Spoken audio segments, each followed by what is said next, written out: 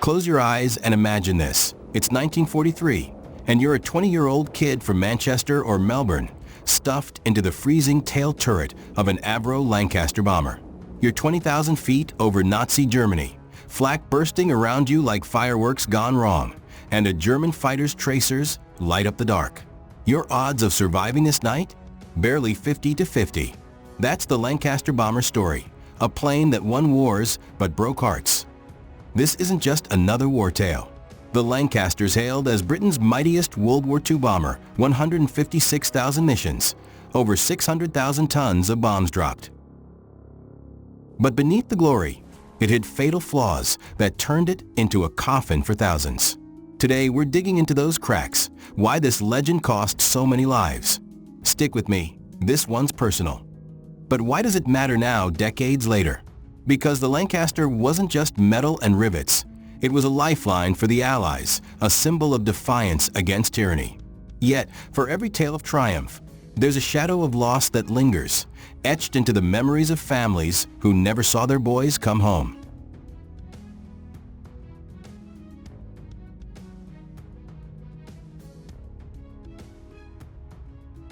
Let's step back to 1941.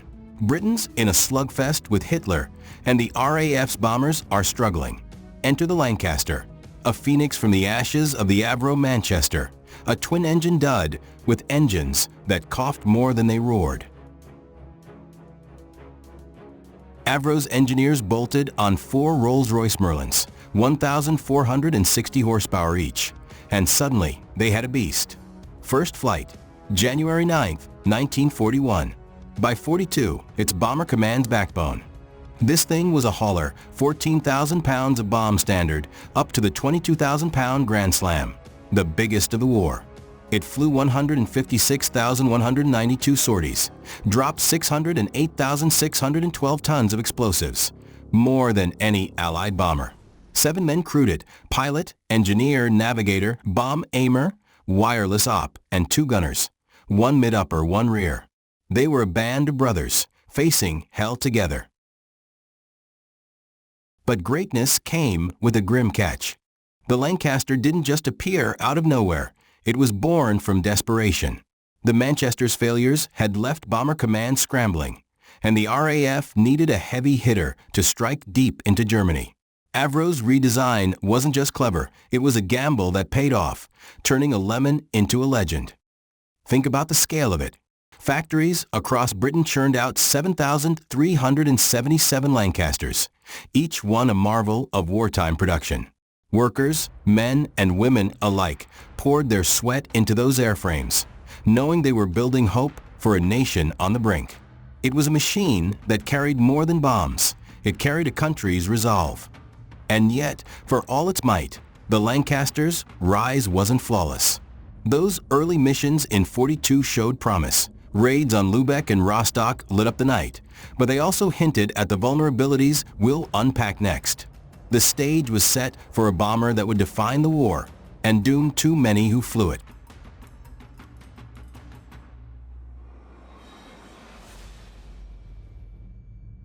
Now here's the meat of it, the Lancaster's fatal flaws.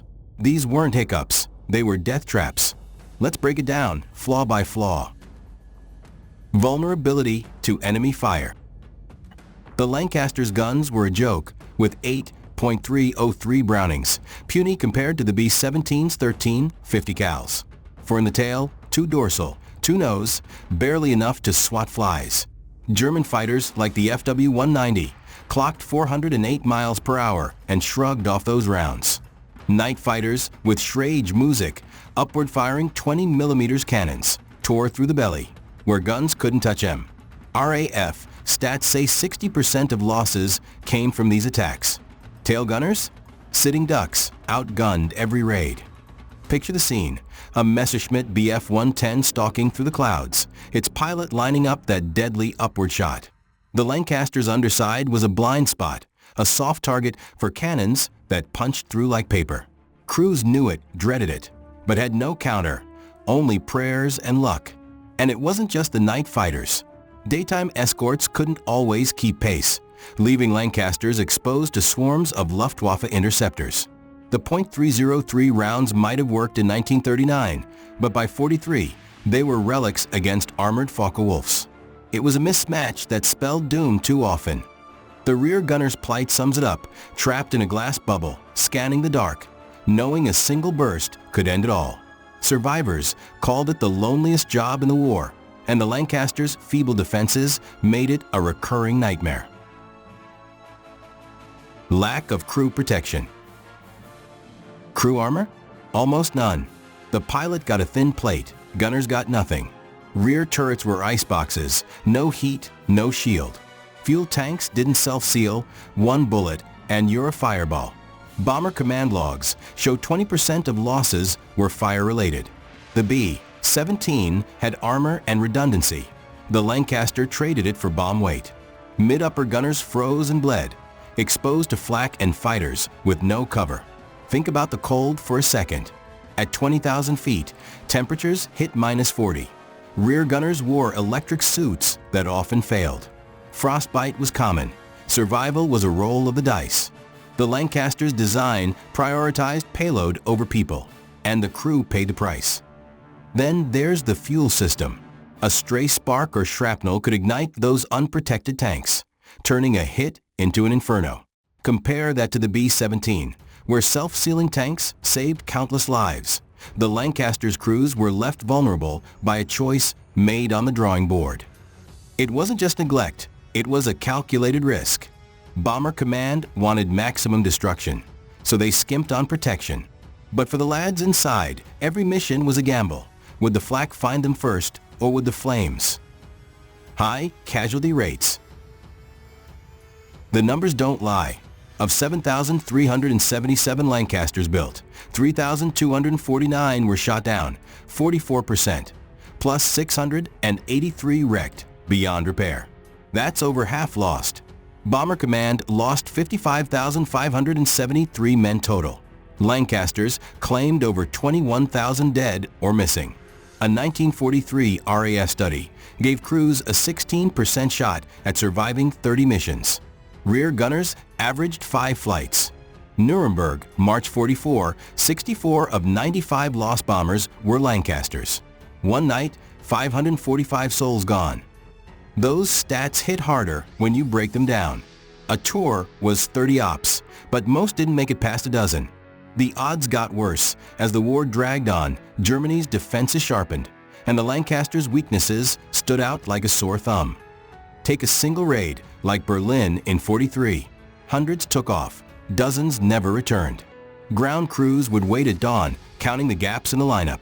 Each empty spot a crew lost to flak, fighters, or just bad luck. It was a relentless meat grinder. And the families back home? They'd get a knock, a telegram, and silence. Over 21,000 names on memorials, sons, brothers, husbands, swallowed by the Lancaster's brutal tally. It wasn't just a plane, it was a widowmaker. Operational limitations.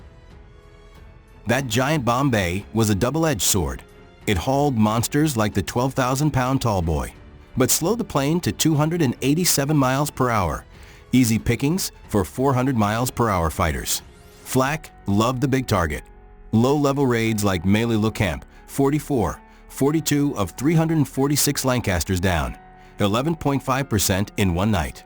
Night hit it, daylight exposed it. Maneuverability? A brick flew better. Speed wasn't its only problem. That long, wide fuselage made it a lumbering giant. Hard to dodge flak or fighters once spotted. Crews would grit their teeth as the plane wallowed through turbulence, praying the next burst missed. Low-level runs magnified the issue. Dam buster raids worked, but others, like Melee, turned into slaughterhouses. The Lancaster could carry the war's biggest bombs, but it couldn't carry itself out of danger fast enough. And the missions kept coming. Bomber Command pushed it beyond its limits, night after night, load after load, until the strain showed. It was built to destroy, not to evade, and that trade-off left it bleeding over Europe. Mechanical failures. Even those Merlin engines betrayed them. Oxygen failures killed crews. KB-889 crashed in 45, all 7 out cold. engine fires from overworked missions took 1% of losses, per RAF records. Hydraulic jams locked bomb doors. Imagine limping home with a live Grand Slam. Rare, but when it happened, it was over. Those engines were miracles, for Merlins could haul a beast like that, but they weren't invincible. Overheating, oil leaks, and sheer exhaustion from endless ops wore them down. A single failure at altitude was a death sentence. Oxygen was another silent killer. High-altitude flights demanded perfect systems, but leaks or clogs turned cockpits into tombs. Crews would black out mid-flight, the plane drifting until it met the ground, or didn't. Maintenance crews did their best, but wartime pressure meant shortcuts. A patched-up Lancaster might fly, but it wasn't always safe. When the gremlin struck, there was no forgiveness, just a fireball or a frozen plunge. Daylight raids. Built for night, the Lancaster floundered in daylight. Augsburg, April 42, 12 sent, 7 lost, 58% gone in one low-level run. Daytime loss rates hit 10 to 15% versus 2 to 3% at night. Too slow, too big, too weak, fighters and flak feasted. It was a night owl forced into the sun. The Augsburg raid was a wake-up call. Clear skies turned it into a target practice for the Luftwaffe. 7 crews didn't stand a chance. Bomber Command learned fast, keep it under cover of dark or watch it burn. But they didn't always have a choice. Late war daylight ops, like precision strikes on factories, exposed the Lancaster's frailty. It could hide in the shadows, but the sun stripped it bare, revealing every flaw to the enemy. Crews hated those runs. No camouflage, no escape, just a big, slow bird in a shooting gallery. The Lancaster was a master of the night war, but daylight turned it into a sitting duck. These flaws weren't quirks. They were why so many didn't come back. Behind the stats are the boys who flew her. Take Jimmy Brown, a 19-year-old Canadian tail gunner. 30 missions, then a Schrage music burst over Berlin. Gone, no shoot. His last letter home. It's cold, but we're a team. Or KB-889's crew, February 45. Oxygen failed at 18,000 feet. Pilot Tom Harris, 24, fought the stick till they hit a Scottish hill. 7 mates, 7 graves. Over 21,000 Lancaster crewmen didn't make it. Kids from London, Sydney, Toronto. Average age, 22. Every loss was a telegram, a mother's tears. The Lancaster's flaws didn't just kill planes, they killed futures. Think of the camaraderie that held them together. 7 men in a tin can sharing smokes, cracking jokes, knowing each mission might be their last. They weren't just crews, they were families forged in fire. Then there's the ripple effect. A downed Lancaster didn't just take 7 lives, it shattered dozens more back home. Sisters grew up without brothers, kids never met their dads. The human toll stretched far beyond the wreckage. And the survivors? They carried it forever, guilt, nightmares, the faces of mates who didn't make it. The Lancaster's legacy isn't just in museums, it's in the quiet scars of those who lived through it. So, what's the Lancaster's legacy? It's a hero with scars. It smashed dams, crippled factories, helped end the war, but at a brutal cost. Over half the planes lost, over 21,000 lives gone. The men who flew it were the real steel, ordinary blokes doing the extraordinary. Today, it's a relic of pride. Restored Lancasters still fly, their engines a rumble of history, a salute to the past. But every roar carries an echo of those who didn't come back, a reminder of the price paid. Check out fatal flaws of other most produced bombers like the B-24 Liberators or the B-17 Flying Fortress by clicking any video on the screen. Thanks for watching.